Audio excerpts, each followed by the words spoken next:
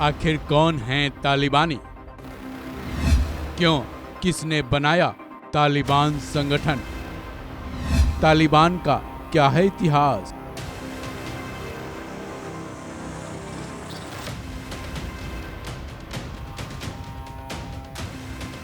पाकिस्तान ने अफगानिस्तान पर air strike किया। जवाबी हमले में तालिबान ने पाकिस्तान पर भी जोरदार हमला किया है। पाकिस्तान और तालिबान के बीच युद्ध वाले हालात नजर आ रहे हैं। कौन किस पर भारी पड़ेगा, ये तो दो तरफा हमले के अंत के साथ ही मालूम चल पाएगा। लेकिन यहाँ एक बात की चर्चा तेज है कि आखिर ये तालिबानी कौन है, तालिबान की नींव किसने रखी, इसका उद्देश्य क्या है और इसका इतिहास क्या रहा है। क्योंकि तालिबानी फिलहाल पाकिस्तान को पानी पिला रहे हैं। भले ही पाकिस्तान पर ही आरोप लगते रहे कि तालिबान का जन्म उसी ने दिया है। पाकिस्तान के अलावा अमेरिका और रूस के लिए गले की फांस तालिबान साबित हो चुके हैं। उस तालिबान का इतिहास क्या है? इन सारे सवालों के जवाब की शुरुआत 1990 से मिलते हैं, जब नॉर्थ पाकिस्तान में तालिबान का उदय हुआ था। दरअसल तालिबान एक पश्तो शब्द है जिसका अर्थ छात्र यानी स्टूडेंट होता है। लेकिन ये छात्र मदरसे से पढ़े हुए और कट्टर इस्लामिक भावनाओं से भरे होते थे। ऐसा माना जाता है कि जब 1990 में रूस को अफगानिस्तान से जाना पड़ा था, उसके बाद अफगानिस्तान में कई गुटों में खूब झड़प हुई थी। इन्हीं झड़पों की देन तालिबानी संगठन है, यानी कि यहीं से तालिबान का जन्म हुआ माना जाता है, जिनको अफगानिस्तान के लोगों का समर्थन भी खूब मिला, क्योंकि उन्हें लगा था कि तालिबानी उनके रक्षक हैं।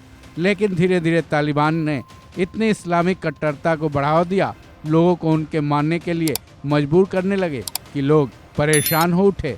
हालांकि उस वक्त तक तालिबान बेहद मजबूती से उभर चुका था। वहीं तालिबान का संस्थापक कमांडर मुल्ला मोहम्मद उमर था। 1994 में उसने तालिबान आंदोलन की स्थापना की थी। फिर 1995 में साउथ और वेस्ट अफगानिस्तान पर कब्जा कर लिया था। फिर 1996 तक तालिबान ने अफगानिस्तान की राजधानी काबुल पर भी कब्जा जमा लिया था। इतिहास के पन्नों में झांकेंगे तो तालिबान को केवल पाकिस्तान ने ही नहीं पाला पोसा, बल्कि अमेरिका का भी उसे खूब साथ मिला था। जब अमेरिका और रूस में खुलकर विरोध चल रहा था, तब अफगानिस्तान के स्थानीय गुर्रिल्ला लड़ाकों के ग्रुप्स ने सालों तक अमेरिका के समर्थन की मदद से रूस के खिलाफ झंडा उठाए रखा। इतना ही नहीं, अमेरिका ने उस वक्त तालिबानियों को हथियार और पैसे भी दिलवाए।